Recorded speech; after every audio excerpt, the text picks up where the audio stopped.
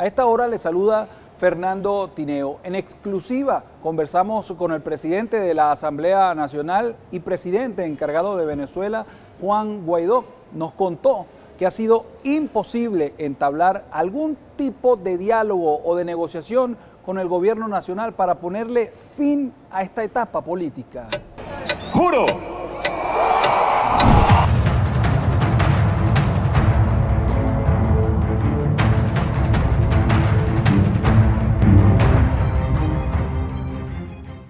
Fíjese, en el momento en el que usted tenga el piso político completo, el control del país, usted va a tener por mandato constitucional que llamar a elecciones y va a pasar un periodo de 30 días.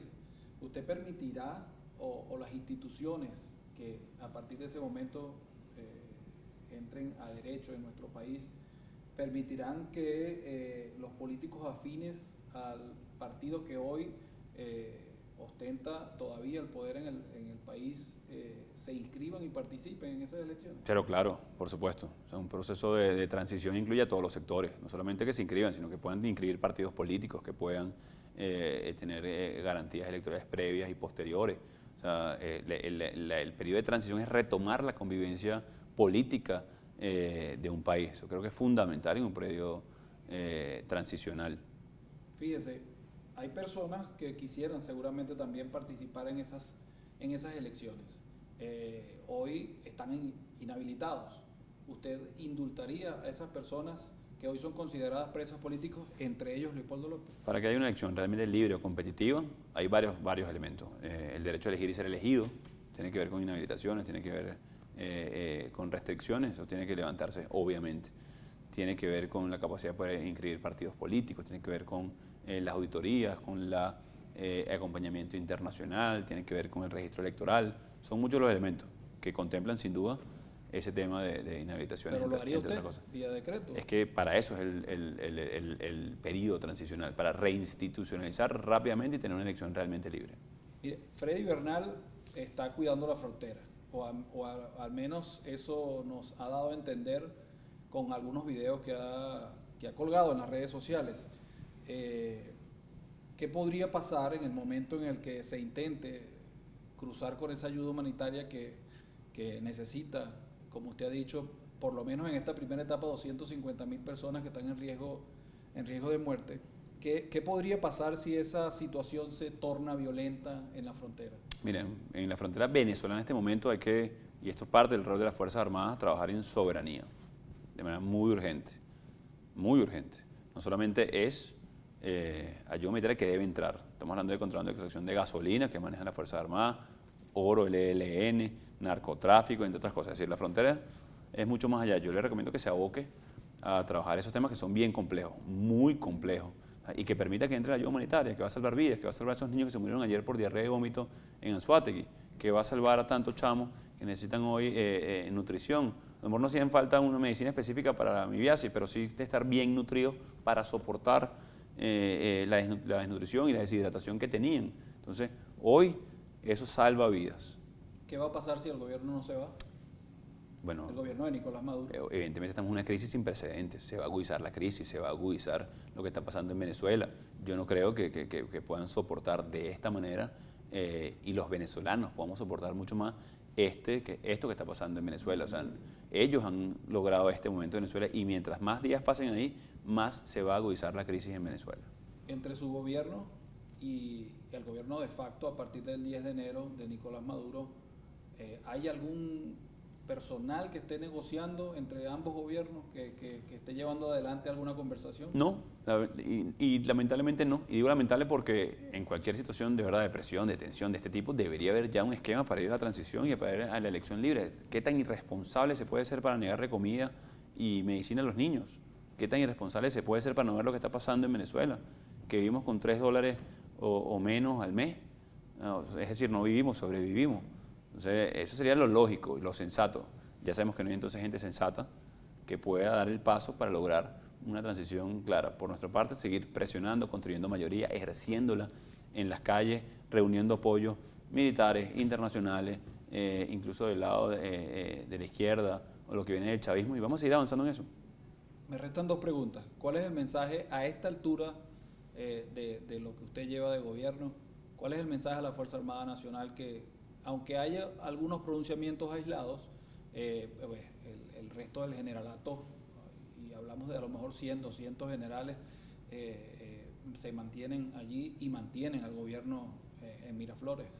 Mira, no tenemos ni un mes desde que asumimos competencias formalmente el 23 de enero. Hemos logrado una ayuda humanitaria importante para el país simplemente por generar confianza en que se va a entregar y distribuir muy bien. Hemos nombrado y nos han recibido cada uno de los embajadores que hemos designado en los distintos países. Hemos tenido también interacción y hemos presentado un plan país que puede desarrollar a Venezuela. Hemos hablado de amnistía y garantías. Hemos hablado y hemos movilizado a todo el pueblo de Venezuela. Hemos consolidado la unión de todos los factores y hemos avanzado hacia una construcción pacífica de este proceso como nunca antes en la historia, incluso reciente, para conseguir una transición sin costo social, que genere gobernabilidad, estabilidad, que vincule a todos los sectores. El momento es ahora. No podemos seguir dilatando responsabilidades que tienen muy claramente. No es que depende de ustedes, ha dependido de mucha gente que ha contribuido a este momento, pero ahora ustedes tienen un rol y algo que decir al país. Si en este momento suena el teléfono, y con esto concluyo, presidente, si en este momento suena el teléfono y es Vladimir Putin, ¿qué pudiera usted conversar con Vladimir Putin en este momento? Lo que está pasando en Venezuela, la crisis, la posibilidad de superarla en el cortísimo plazo, el poder levantar rápidamente la industria petrolera en Venezuela y la posibilidad de que las inversiones no solamente de ese país, sino de que los que tienen oportunidad en Venezuela y los venezolanos tengan que recuperar su inversión muy rápido. Fíjese, el Kremlin, el gobierno ruso, sigue diciendo que no lo reconoce a usted como presidente encargado interino de Venezuela. Ahora, ¿usted intentará de todas maneras entablar algún tipo de relación con el gobierno de Vladimir Putin? Bueno, lo que claramente reconoce también el Kremlin es el Parlamento Nacional, porque no han hecho nuevos convenios con Maduro, ningún otro estamento de gobierno. Lo que también reconoce no solamente Moscú, sino el mundo, es que Maduro no respeta ni garantiza ningún tipo de inversión.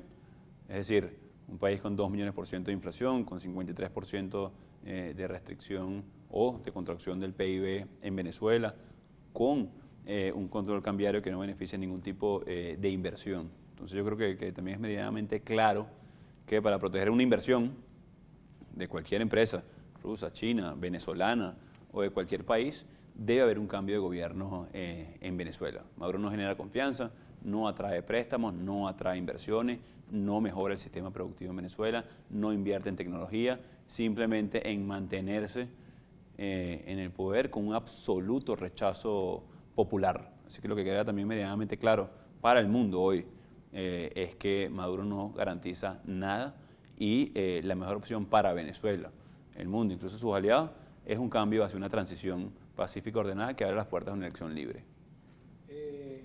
El gobierno ruso, hoy citaba Bloomberg a personas del gobierno ruso que no quisieron identificarse, dice que está preocupado por el posible final del gobierno de Nicolás Maduro. Uno imagina que es por las inversiones que hicieron acá y por el dinero que prestaron al gobierno de Nicolás Maduro. Ahora, ¿por qué piensa usted que no dan el paso de reconocerlo? Bueno, te lo decía recientemente, probablemente creo que coincido con esas declaraciones que dieron a esos funcionarios. Todos estamos viendo lo mismo en Venezuela y en el mundo, la apertura o el camino hacia un gobierno de transición. ¿Por qué no dan el paso? Bueno, probablemente falta comunicación, falta alguna certeza. ¿Qué va a suceder en el futuro? Yo le puedo decir claramente, lo que va a suceder en el futuro de Venezuela es estabilidad, es confianza, es mejora de nuestro sistema financiero, es frenar la hiperinflación, es producir puestos de empleo, es mejorar la producción de petróleos de PDVSA y en general de lo que están haciendo hoy a través de reglas claras, competitividad, marco jurídico, seguridad jurídica y capacidad de inversión en Venezuela. 17 millones de dólares, 17 mil millones de dólares entregó Rusia al gobierno de Nicolás Maduro a lo largo de 10 años.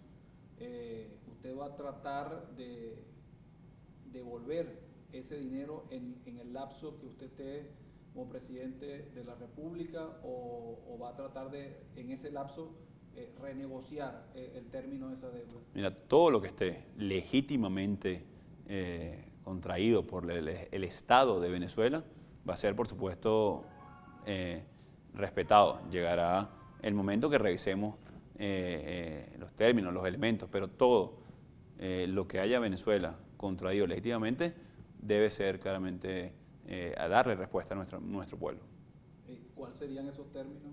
Bueno, ya son muchos. A ver, no solamente es Rusia, es China, es Turquía incluso, es los Estados Unidos, es la India. O sea, a ver, lo importante es que Venezuela tiene capacidad, aún así tiene capacidad de hacer crecer su economía. Entonces ya llegará cada una de las etapas y tendremos que sentarnos con cada uno de los factores acreedores para poder nosotros avanzar rápido con esto. Se lo pregunto porque a partir del 10 de enero, Citgo pudiera haber sido embargado por Rosneft en uno de los tratados y de los acuerdos. Y no fue así, o no lo ha hecho Rusia hasta el momento. Y en ese último préstamo que hizo Rosneft a Venezuela, se juega el 49% de las acciones de Citgo. Bueno, y no se hizo, y precisamente por eso Venezuela decidió proteger los activos de la nación. Cuando digo Venezuela es el Parlamento Nacional, Juan Guaidó como presidente encargado, para que precisamente no pudieran hacer más uso o mal uso, hasta que pasamos una etapa de cese de usurpación, de que podamos tener control de las cuentas de la nación, poder tener control de las inversiones. Entonces, parte de la decisión que tomamos también vino a raíz de eso, que las instituciones, incluso los juicios que están tratándose en el mundo por corrupción en Venezuela, no se aprovechen de este momento de vulnerabilidad institucional que tiene el país, sino que podamos ir a un esquema sano de cooperación y discusión de cada una de las deudas o cada uno de los elementos que tengamos. Usted conversó con Donald Trump, el presidente de Estados Unidos. ¿Le gustaría hacer lo propio con Vladimir Putin? Sí, queremos hablar con todos los dignatarios del mundo que estén dispuestos a cooperar con la estabilización de Venezuela, conseguir una transición y tener elecciones libres. Para Rusia es importante saber qué hará usted con la Fuerza Armada en este momento. La Fuerza Armada tiene un rol que cumplir en Venezuela, en el sur del país, y por cierto esto lo sabe muy bien Rusia, porque trataron de ver ahí una posible inversión en oro y se dieron cuenta que el manejo que se le está dando era muy malo, o muy rural incluso en el sur del país, indiscriminado, que implicaba incluso razzias sociales, entre otras cosas, como está el ELN hoy trasladando oro a Colombia para comprar armamento, entre otras cosas, ¿no? Entonces, si alguien tiene claro ese elemento de posible inversión o hablar precisamente Rusia. Entonces creo que lo mejor que puede pasar es, insisto, un cambio de gobierno en Venezuela. Muchas gracias. Según el presidente encargado de la República, luego que convoque a elecciones presidenciales, cualquier factor político podrá participar. Habrá libertad de participación. Aseguró que urge la entrada de la ayuda humanitaria a Venezuela. 250,000 personas están a punto de perder la vida si esa ayuda no entra. Esa ayuda está llegando a la ciudad de Cúcuta, en Colombia. Desde el Palacio Federal Legislativo, Fernando Tineo, VN Press.